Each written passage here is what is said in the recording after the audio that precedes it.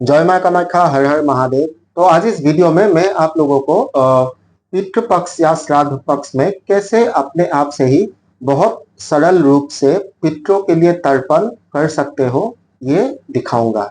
वैसे तो पितरों के लिए तर्पण या फिर पिंडदान ब्राह्मण या पुरोहित को लेके करना ही उचित होता है, लेकिन मान लीजिए कि ऐसा कोई साधन ना हो पाए या फिर उस समय आपको कोई ब्राह्मण देवता या फिर पुरोहित ना मिला, तो इस हालत में आप अपने आप से ही बहुत सरल विधि के द्वारा ये घर में कर सकते हो। तो पितृपक्ष में पितरों के लिए तर्पण या फिर पिंडदान कैसे किया जाता है सरल रूप से, वो दिखाने से पहले थोड़ा बताना चाहूंगा कि आखिर पितृपक्ष क्या होता है। तो पितृपक्ष या फिर श्राद्ध पक्ष होता है पितरों के लिए समर्पित एक खास पक्ष, जो पक्ष शुरू होता है हर साल भाद्रपद मास के पूर्णिमा तिथि से और खत्म होता है आश्विन मास की अमावस तिथि में, जिसे सर्वपित्र अमावस्या या फिर महालया भी बोला जाता है। तो चलिए अभी इस वीडियो को शुरू करते हैं। तो सबसे पहले पितृ तर्पण के लिए क्या क्या सामग्रियों का जरूरत पड़ता है ये मैं दिखाऊंगा। सबसे पहले आचमन के लिए पानी लीजिएगा।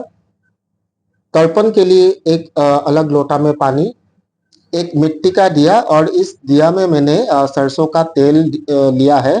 तो आप लोग अपने सामर्थ्य अनुसार घी लीजिएगा या फिर तिल का तेल भी आप इस्तेमाल कर सकते हो। इसके बाद धूप लीजिएगा। चंदन का धूप होने से ज्यादा अच्छा है। और जो अलग सामग्री है वो भी दिखाता हूँ।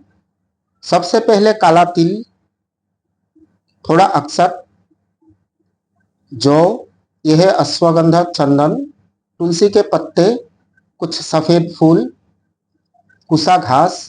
और कुसा घास अगर आपको नहीं मिलता है तो दूर्वा लेने से भी होगा, और ये कच्चा दूध।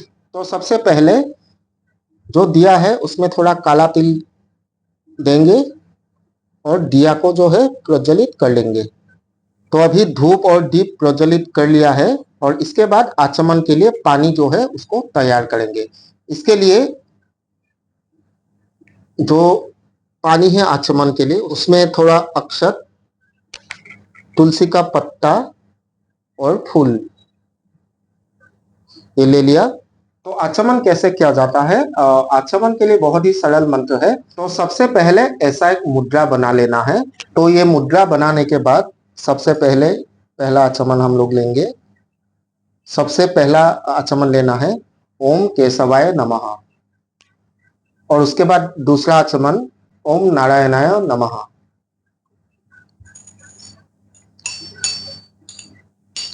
और उसके बाद तीसरा आचमन ओम माधवाय नमः,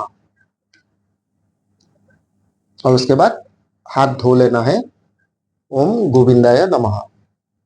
तो आचमन करने के समय में मुंह से आवाज निकलना नहीं चाहिए और थोड़ा दूर से ऐसे आचमन लेना चाहिए। मतलब मुंह में जो है ऐसे करके हाथ लगाना नहीं चाहिए। यही है आचमन का सरल नियम। और उसके बाद हम लोग क्या करेंगे, जो हम लोगों का ये पितृ तर्पण या फिर पिंड दान का क्रिया है, इसके लिए हम लोग एक संकल्प लेंगे, वो भी बहुत ही सरल विधि से। दाहिने हाथ में फूल लीजिए, अक्षत लीजिए, थोड़ा पानी लीजिए, और उसके बाद संकल्प कैसे लेना है कि आज मैं अमुक, अपना नाम बोलिए, अपना गोत्र बोलिए, मैं अपने पूर्वजों के लिए इस पवित्र पितृपक्ष या श्राद्ध पक्ष में पितृ तर्पण कर रहा हूँ, और इसके बाद यहाँ पे ऐसे रख देना है। तो आचमन भी हो गया और संकल्प भी ले लिया, और इसके बाद जो है पितृ तर्पण का जो जल है उसे निर्माण करते हैं। और एक बात मैं कहना भूल गया, ये जो जल है उसमें थोड़ा सा गंगा जल भी मिला लेना है, इसमें गंगा जल मिला हुआ है। तो पितृ तर्पण के लिए जो पानी का निर्माण करना है उसमें क्या क्या डालना है। सबसे पहले थोड़ा जौ डालना है, उसके बाद काला तिल, सफेद फूल, थोड़ा अक्षत और तुलसी पत्ता, और उसके बाद कच्चा दूध और अष्टगंधा चंदन ये भी देना है।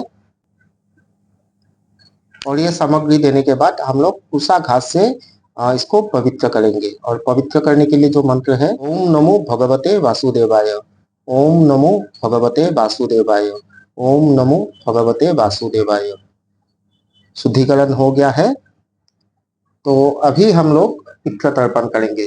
तो घर में पितृ तर्पण जो किया जाता है, अगर आसपास में पानी का स्रोत नहीं है या फिर आप लोगों का साधन नहीं बन पाता है पानी का स्रोत तक जाने के लिए, घर में कुछ बर्तन भी ले सकते हो। जो गमला जैसा है वैसा उस प्रकार का बर्तन भी यूज कर सकते हो।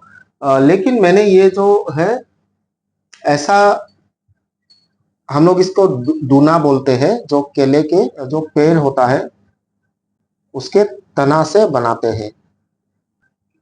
तो ये यहाँ रख लिया। और एक बात मैं बताना चाहूंगा, बहुत लोग बहुत लोगों का ये मानना है या फिर बहुत लोग ऐसे बोलते हैं कि पिंडदान या फिर पितृ तर्पण में केले का जो पेड़ है उसका किसी भी हिस्सा यूज करना नहीं चाहिए। ये एक्चुअली क्या होता है, अपने अपने जगह अनुसार होता है। कौन सा सामान आप लोगे कौन सा नहीं लोगे, क्योंकि हमारे असम में क्या होता है, जितना भी शुभ कार्य होता है उसमें केले का जो पेड़ है उसका यूज होता ही है। चाहे वो शादी ब्याह हो या फिर दूसरा कोई पूजा पाठ हो या फिर श्राद्ध वगैरह हो, तो इसमें क्या होता है, केले का जो पेड़ होता है उसका हर एक हिस्सा यूज किया जाता है। हर एक हिस्सा मतलब जो तना होता है उससे ऐसे बनाया जाता है दूना, जिसको हम लोग बोलते हैं। एक बर्तन जैसा है, और जो पत्ता है केले का वो भी यूज किया जाता है। और जैसे कि आप लोगों को पता ही है, क्योंकि केले का जो पेड़ है उसमें विष्णु जी का निवास होता है। तो ऐसे दोना बनाया है अर्पण के लिए। तो पितृ तर्पण के सबसे पहले हम लोग करेंगे देवताओं के लिए तर्पण। और ब्राह्मण देवताओं से अगर आप ये पितृ तर्पण या पिंडदान कराते हो तो उसमें तो मंत्र उच्चारण किया जाता है, लेकिन मंत्रों का उच्चारण सभी लोगों के लिए पॉसिबल नहीं है, क्योंकि ये संस्कृत भाषा में है। और अगर मंत्र का उच्चारण सही नहीं हुआ तो उसका फल ही नहीं मिलेगा। तो इससे बेहतर होगा कि अपने मन से या दिल से ध्यान लगा के अगर आप करते हो तो उसमें भी फल मिलता है। हो सकता है कि कुछ परसेंटेज कम मिले, लेकिन मिलेगा तो कुछ। आप लोग अपने मातृभाषा में ही ध्यान करके, देवताओं का हो या फिर ऋषियों का हो, इन लोगों का ध्यान करके ये तर्पण कर सकते हो। तो मैं अभी हिंदी में ये करके दिखाऊंगा। सबसे पहले देव तर्पण किया जाता है, जिसमें कुशा घास आपको ऐसे रखना होता है और ऐसे थोड़ा सा जल लेके बोलिए सभी देवताएं तृप्त हो, ऐसे करके अर्पण करना है देवताओं के लिए। और उसके बाद किया जाता है ऋषियों के लिए तर्पण। तो ऐसे करके लेना है और सभी ऋषियां तृप्त हो, ऐसे अग्रभाग से अर्पण करना है। देवताओं और ऋषियों को हमेशा पूरब के दिशा में मुंह करके तर्पण करना चाहिए। तो इसके बाद आता है सप्त चिरंजीवियों का तर्पण। तो इसमें एक बात है, कोई कोई लोग क्या करते हैं, उत्तर के दिशा मुंह करके भी ये तर्पण करते हैं चिरंजीवियों के लिए, और पूरब दिशा में भी किया जाता है। तो हम लोग पूरब दिशा के और ही बैठ के ये करेंगे। और उसके लिए ऐसे लेना है, सप्त चिरंजीवी तृप्त हो, ऐसे करके डालना है। तो ये हो गया देव तर्पण, ऋषि तर्पण और चिरंजीवी के लिए तर्पण। तो अभी हम लोग करेंगे अपने पितरों के लिए या फिर पूर्वजों के लिए तर्पण। तो अपने पूर्वजों के लिए तर्पण करने के लिए हम लोगों को दक्षिण के ओर मुंह करके बैठना है। तो दक्षिण दिशा में ये तर्पण का जो सामग्री है लाया। और उसके बाद क्या करना है, जो कुशा घास है इस प्रकार से लेना है, ऐसे इस प्रकार से। देव तर्पण और ऋषि तर्पण या फिर चिरंजीवियों के लिए इस तरफ से होता है, और कुशा घास को इस तरफ लाना है अपने पूर्वज या फिर पितरों को तर्पण देने के लिए। और पूर्वजों को 3 बार तर्पण दिया जाता है।